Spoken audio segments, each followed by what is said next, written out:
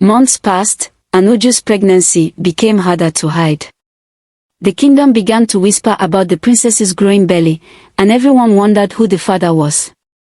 But no one knew the truth except for Uju, Chuka, and the king and queen. Finally, Uju gave birth to a beautiful baby boy. The baby was strong and healthy, and everyone in the kingdom celebrated his arrival. But the truth about his parentage remained a closely guarded secret. They named him Yugo. Uju and Chuka continued to meet in secret, though they could never show their love in public. They watched their son grow, teaching him kindness, humility, and love. Though they could not be together as they wished, they found happiness in the family they had created. But the secret weighed heavily on them. Uju knew that one day, their son would ask about his father, and she didn't know how she would explain the truth. Chuka, too, struggled with the knowledge that he could never openly be the father to his child. As the years passed, the Yugo grew into a curious and bright young boy. He often asked about his father, wondering why he was not like the other children who had fathers who played with them and took them on adventures. Uju always gave him vague answers, hoping to protect him from the truth for as long as possible. One day, while playing in the garden, the boy overheard a conversation between two palace mates. They were whispering about a rumor that had been circulating for years, that the princess's son was not of royal blood, but the child of a lowly gardener. "Did you see that small boy?" called Yugo. "Do you mean the princess's son?" "Yes, his father is a servant like us. I heard so many rumors around the village that he is Chuka the gardener's son, but I'm not so sure. But it might be true because he looks so much like him. I even heard that since princess is the only child to the parents, that boy may inherit the palace and become the next king." This is serious. If it is so, this will bring about so many divisions. I'm sure they did not allow the princess to marry him because he is just a gardener, not to talk of his son becoming the next king. Yes, I'm sure it will result in so many controversies in the future because the other chieftaincy title holder will dispute that. In this village, the segregation between the rich and the poor is not good. Look at this poor man, all because he is a gardener, he cannot take full control of his child, not to talk of marrying the person he loves. Sokono village is filled with different wicked rich people. That is why you and I will remain servants, forever serving the king, like our fathers also did. I know that this will change someday. Yes, I may not know exactly when, but I'm very hopeful, because I don't pray that my own children will be treated the same way. Amen, amen. Let us go back to our duty. Yugo was quietly sitting in a corner, hidden by some bushes, when he overheard the conversation between the two palace mates. Their words felt like sharp arrows piercing his heart. His hands began to tremble, and his mind was filled with questions. He was shocked and confused. Could it really be true? Was everything he believed about himself a lie? His chest tightened, and he felt a lump in his throat. He couldn't bear it anymore. Without thinking, he jumped up and ran as fast as his legs could carry him. The sound of his heartbeat pounded in his ears, drowning out everything else. He had to find his mother. He needed answers, now. When he burst into his mother's chamber, she was startled by his sudden entrance. Her eyes widened with concern as she saw the distressed look on his face. "Mother," he cried out, his voice shaking. "Is it true? Am I not a prince? Is my father really a gardener?" His mother's face froze for a moment, but the boy didn't give her a chance to respond. Tears welled up in his eyes as he continued, his voice filled with hurt and betrayal. "Mama, you lied to me. You always told me to stay away from the gardener. But now I know why. You didn't want me to know my real father. I see him in the garden all the time, but I never knew he was my father. Why, Mother? Why did you hide this from me?" Yugo's tears began to flow freely down his cheeks. His mother reached out to him, but he stepped back, not ready to be comforted. "You're not proud of my real father because he's not royal, is that it? Is that why you kept him away from me? His voice cracked as he spoke, the pain evident in every word. His mother's lips quivered as she struggled to find the right words. The truth was out, and the boy was standing before her, broken and confused. She knew this moment would come, but she never imagined it would happen this way. A day when she could no longer hide the truth. The air in the room grew heavy with the weight of unspoken truths, and the boy's desperate need for answers hung in the silence. Uju took a deep breath and sat down with her son. His mother, Princess Uju, looked at his son with gentle eyes, but there was sadness in her expression. "Yes, my son," she said softly, "your father is Chuka, the gardener. He is a good man, a kind man, and he loves you very much. But we had to keep it a secret because of the rules of the kingdom." The boy stood there, silent for a long time, trying to understand what his mother was saying. The truth was too much for him to grasp all at once. "But why can't I be with my father?" he asked, his voice trembling. "Why can't we all be together?" Princess Uju sighed, feeling the weight of the secret she had kept for so long. "My son," she said softly, "you see, because of the love I have for your father, it was very difficult for me to marry someone else. We kept this secret to protect you. I knew a day like this would come, but I wasn't ready for it. You deserve to get all the answers you want. You are intelligent, just like your father. I loved him and still love him. But your grandfather and grandmother believed it was the right decision to keep you away from your father because the law of the land would not allow me to marry a non-royal." The boy's eyes filled with tears. "No, Mama, that's not right. I will go talk to Grandma and Grandpa. I know they will understand if I explain. They will see my reasons."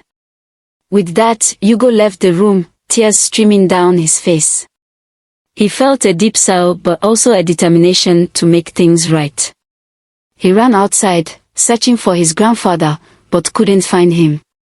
As he walked through the palace grounds, he saw Chuka, the gardener, his father. Without hesitation, he ran to him, throwing his arms around him in a tight hug. "I'm so sorry, Father," he whispered. "You've had to go through all this because of me. I know you did it to protect me, but I'm so sorry." Chuka was startled by his son's words, felt a deep connection in that moment. He looked down at Hugo, seeing himself in the boy. "You are my true son," he said softly, hugging him back. "I love you so much." "I will talk to Grandpa," Hugo said, wiping his tears. "Don't worry, everything will be fine." With a heavy heart, Hugo entered the palace. The king, his grandfather, was sitting on his high throne. When he saw Hugo, he smiled, but the smile quickly faded when he noticed the serious look on the boy's face.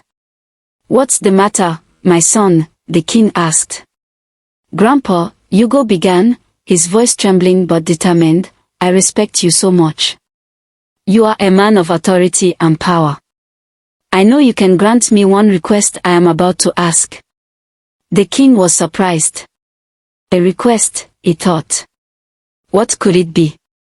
"I want my family together," Hugo said, his voice strong despite his tears. "I want my mother and father and I to be together. I love them both and want to stay with them both." The king's face turned red with anger. How did he find out? He shouted in his mind.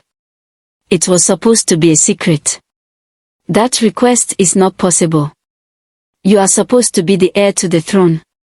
If people find out the truth, then that will not be possible.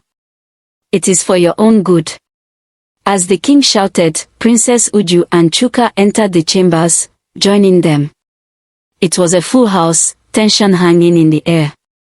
"Grandpa," Hugo said, tears streaming down his cheeks, "I want my family together. There will be no throne without love from your family. My mother here loves my father so much, that's why she refused to marry someone else. And I know you are a good man.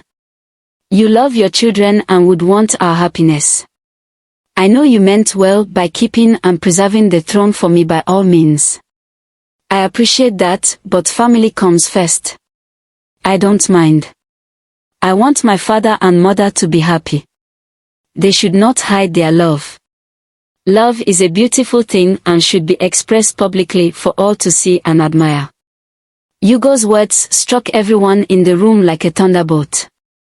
He spoke with great power, strength, and authority, but in a gentle manner. He addressed a subject that had been left untouched for years, one that no one dared to speak about because of fear. Yet here was a young boy, saying what was in everyone's hearts. Grandpa, Hugo continued, you are the king of Sokono. Everyone respects and honors you. You have the power to change the rules too. Please make my request possible, he said, kneeling in front of his grandfather, tears still in his eyes. His parents came forward and hugged him tightly. The king was silent for a long time, his heart heavy with the weight of the decision he had to make. Finally, he spoke, give me some time, my son. Let me think about it. I will get back to you. The next day, the town crier went around the village, announcing an emergency meeting at the palace. He beat a local drum as he called out, listen. Listen. Listen. Good people of Sokono, the king has called for everyone to be at the palace by 3 p.m. tomorrow. He has a special message for all of you. Tell your relatives and friends. The next day, by 3 p.m., the palace was filled with people. Everyone was curious about what the king had to say. Such an emergency meeting hadn't happened in over a decade, and the villagers knew it had to be something important. The king stepped onto the stage, his voice booming across the gathering. Good evening, my good people of Sokono, he began. I greet you all and hope you are all doing well. I am very sorry for bringing you all out at this time, and for you all leaving your farms, businesses, and households to attend this meeting. I will be very quick and straight to the point. He paused, clearing his throat before continuing. Since the day I was born into the royal family, from the time of my forefathers, there have been rules, laws, and regulations that we have abided by. But over the years, things have changed. Innovation has taken place, technology has advanced, and many beautiful things have come into our lives. You will all agree with me that things are changing with time, and for the better. Therefore, there is no law that cannot be changed and reapplied. The crowd listened intently, wondering where the king was going with this. Before now, the king continued, it was forbidden for a royal family member to marry outside of royalty. But that law, as we all know, is not fair. My daughter here, Princess Uju, is in love with Chuka, who has been my gardener for years. They have a son, Hugo, who is standing here today. The king pointed towards Hugo, who stood beside Chuka and Princess Uju. The crowd gasped, shocked by the revelation. Chuka will be marrying my daughter Uju, and together with their handsome son, they will make a good family. No more hiding. As my grandson Hugo would say, love is a beautiful thing and should not be hidden but rather expressed, especially when it is true love. Also, Chuka here will not just be my son-in-law but will also be my heir. The crowd erupted in cheers and joy. It was a moment of pure happiness for everyone. The king's bold decision was met with praise and admiration. The villagers clapped and celebrated the king's wisdom and courage. Preparations for the wedding began immediately, with feasting and celebrations filling the village. Chuka joyfully married his love, Princess Uju, and it was a happy occasion for all. Hugo's bravery and wisdom shone brightly, and everyone was proud of him. He was the driving force behind the great decision that had changed the course of their lives. And so, the kingdom of Sokono embraced a new era, where love and family were valued above all else, and where the rules of the past were written to make way for a brighter future.